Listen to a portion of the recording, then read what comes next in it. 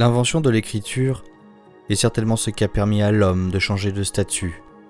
Grâce à elle, il devenait immortel, et contrairement aux animaux, il a désormais le pouvoir de lier le passé et le présent.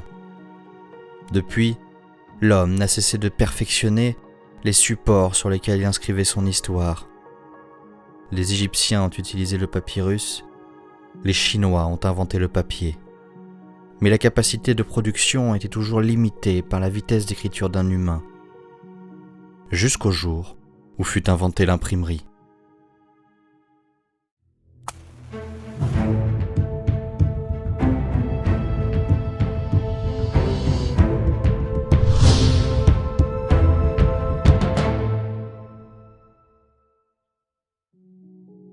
Les toutes premières traces de l'imprimerie remontent aux Romains et aux Chinois, qui utilisaient la technique de la xylographie. Le concept est assez simple.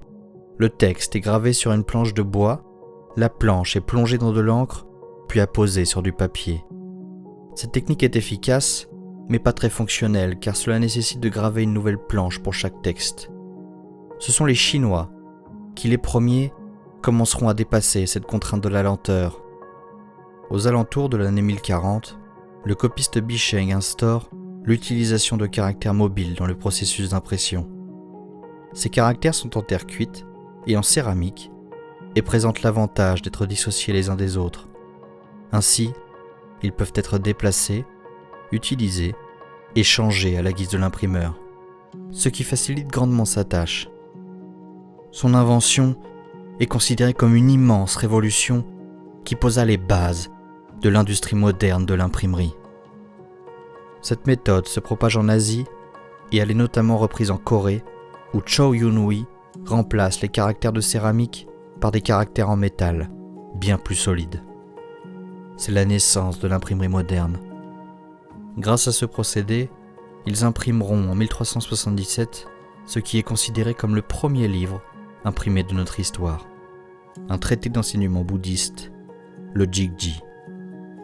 78 ans plus jeune que la Bible de Gutenberg, le premier livre imprimé avec les méthodes modernes est bien un livre spirituel, mais ce n'est pas le livre sacré des chrétiens. L'imprimerie n'est donc pas née magiquement en Allemagne dans l'atelier de Gutenberg, cette vision est très européano-centrée, elle est plutôt le résultat d'une course des peuples vers la diffusion de leur savoir. Nous ne cherchons pas à minimiser l'invention de Gutenberg, mais simplement à la remettre à sa place dans le procédé historique de développement de l'imprimerie. Et elle y tient une place d'importance. Sa presse assemblait les meilleures techniques de l'époque pour atteindre une productivité inégalée. Les inventions chinoises et coréennes n'ont pas déstabilisé la situation politique et sociale de ces pays, alors que l'introduction du système d'imprimerie performant en Europe a complètement bouleversé le continent. La naissance de l'Europe moderne est en grande partie due à Gutenberg. Quelques décennies après l'apparition de sa presse, Luther placarde les églises de ses écrits, et le protestantisme vient contester des siècles de domination catholique.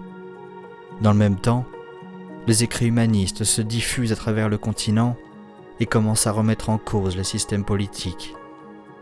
C'est pour cette raison que l'on retient bien plus Gutenberg comme inventeur de l'imprimerie, alors que les Coréens sont bel et bien les premiers à avoir créé ce qui est considéré comme l'imprimerie moderne, comme l'a reconnu l'UNESCO. Gutenberg n'était pas le premier, mais il a changé la face du monde. Merci à tous d'avoir suivi notre vidéo. Les sources sont dans la description pour ceux qui veulent approfondir le sujet. N'oubliez pas de mettre un pouce bleu et de vous abonner si la vidéo vous a plu. À bientôt!